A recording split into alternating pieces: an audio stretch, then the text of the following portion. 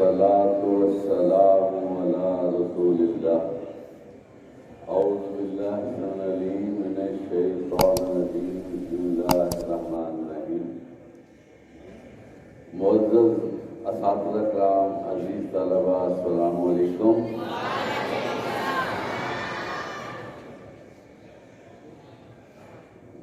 والعصر ان الانسان لفی خسر الا الذین آمنوا وعملوا الصالحات وتواصوا بالحق وتواصوا بالصبر۔ عزیز طلبہ، ہر انسان کا یہ دل چاہتا ہے، اس کے یہ ارمان ہوتے ہیں، اس کی یہ خواہشیں ہیں کہ مجھے تکلیف نہ آئے، مجھے پریشانی نہ آئے، میں اچھے سے اچھا رہوں۔ یہی وجہ ہے کہ ہر بندہ کوشش کر رہا ہے کہ میری زندگی اچھی گزرے،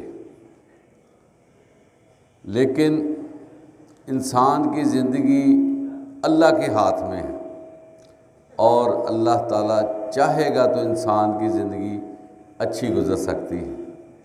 اس حوالے سے اللہ تعالیٰ نے انسان کو ایک ٹارگٹ دیا ہے، اگر انسان وہ ٹارگٹ پورا کرتا ہے، اس کے لیے صحیح کرتا ہے،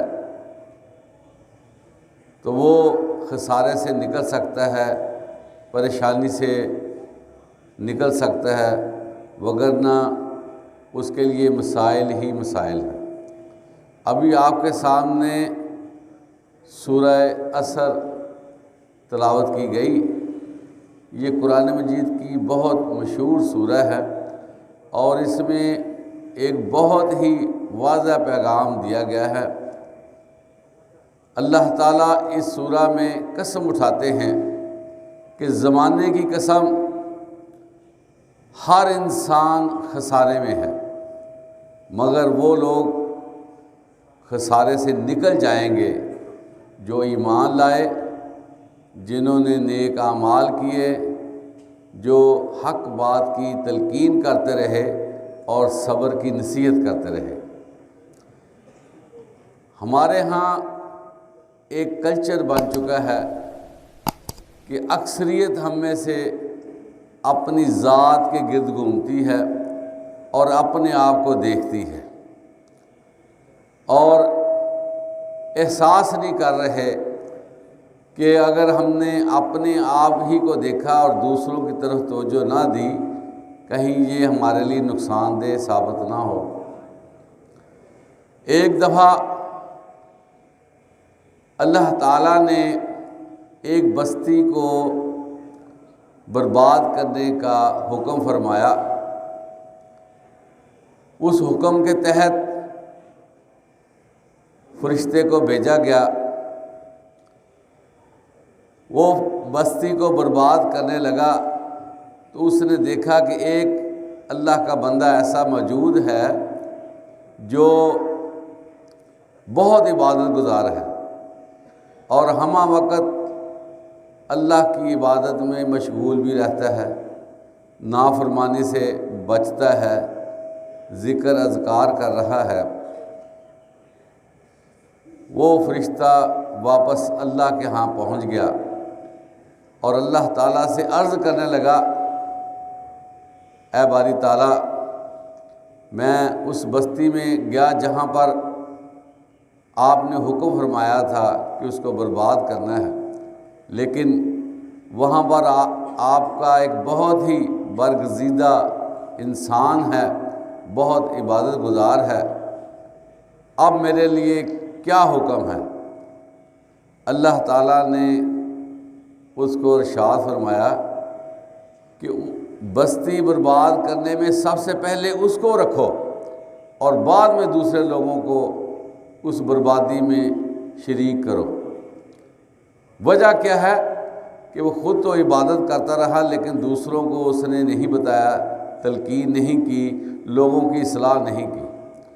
تو ایسا شخص جو جتنا مرضی عبادت گزار ہو، لیکن اپنے ہمسائے، اپنے دوست، عزیز و اقارب، اپنے طلبا جو بھی ان کے ساتھ منسلک ہیں، اگر ان کو وہ نصیحت نہیں کرتے، ان کو حق بات نہیں بتاتے، اللہ کی طرف ان کا رجوع نہیں کرتے، عبادات کے حوالے سے نہیں بتاتے، اور اپنے طور پر اچھے کاموں میں بھی مشغول ہے، لیکن اس حوالے سے ان کے اندر کوتاہی ہے، تو وہ خسارے میں ہیں۔ اسی طرح طلباء بھی، ان پہ بھی ذمہ داری عائد ہوتی ہے کہ اپنے ساتھیوں کے ساتھ اس بات پہ گفتگو کیا کریں، اللہ کے حکموں کو آگے منتقل کیا کریں۔ اور حدیث مبارکہ ہے کہ مجھ سے اگر تم ایک بات بھی سنو تو اس کو آگے منتقل کرو۔ Hey there. اس حوالے سے Subscribe to محدثین my نے channel and also press this bell نتیجہ icon. اخذ کیا ہے کہ جس بندے کو کوئی بھی قول رسول مل جاتا ہے، کم از کم اس کو ایک بندے کو آگے پہنچانا لازم ہے۔ اس لیے یہ بہت بڑی ذمہ داری ہے۔ کنتم خیر امۃ اخرجت للناس تأمرون بالمعروف وتنہون عن المنکر، تم ایک بہترین امت ہو جو لوگوں کو اچھی بات کرنے کے لیے اور بری باتوں سے منع کرنے کے لیے پیدا کی گئی ہو۔ اس لیے امت مسلمہ کا یہ فرض ہے کہ وہ ہمہ وقت خود بھی سکہ ایمان رکھیں، اچھے عمل کریں، اور دوسروں کو بھی اس طرف لاتے رہیں۔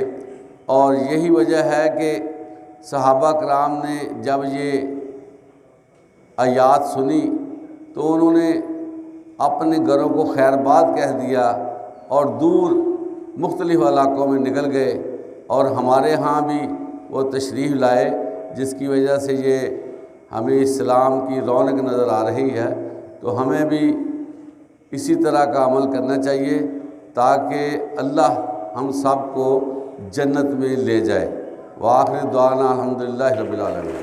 اوہو اتنا کتا سی کھلا کتا ہے۔